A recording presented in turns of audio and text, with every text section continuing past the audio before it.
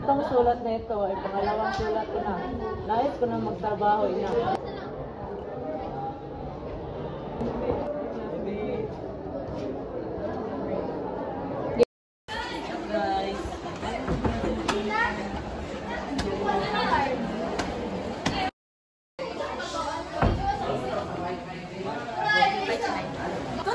Sulat ni Casedo. Sana hindi ito kagaya ng unang niyang sulat. Naku, ito nga ba, sinasabi ko, hindi ko siya papayagan na gusto niya ito dahil sa kanyang ama na papaaralin ko siya ito katapos ko ng universidad ito.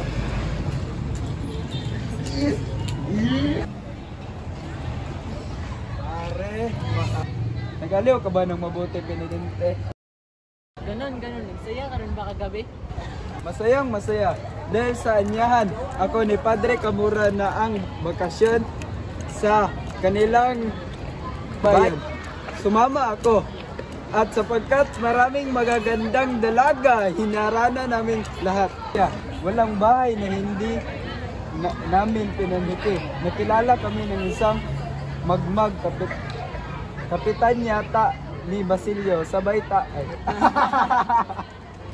Ulol ni Basilio, aanhin kaya niya ang isang dalagang mangmang na hindi marunong ng wikang Kastila. At naging alila, panagkasungit niya ngunit maganda isang gabi. Naghinambalos ni Padre Camura ang dalawang nagkaharana sa kanya. Buti na lamang at hindi sila pinatay. Masungit pa rin siya at tulad ng iba, may magyayari rin sa kanyang balang araw.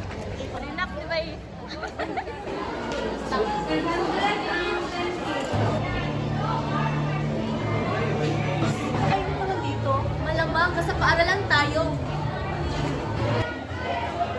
Sus, talagang tawagin mo nito. Tinatawag kayo ng kapatid di sa ganito. Okay.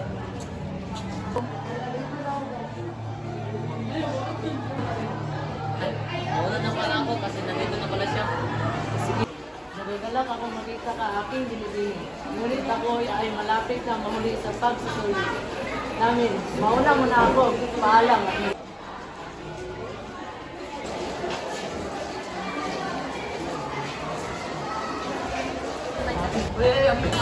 Amigo, pwede mo bang landaan ang aking papel? Mamaya na. Ibig ko muna itong basahin. Opo.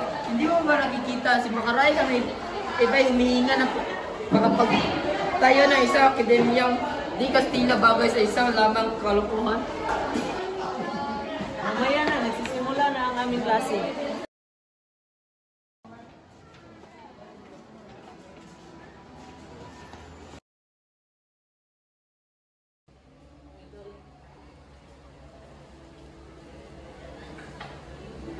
Napakawalang galang ng batang ito.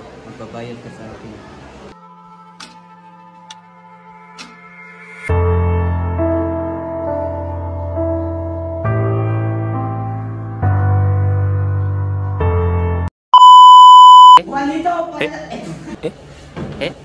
Lahat.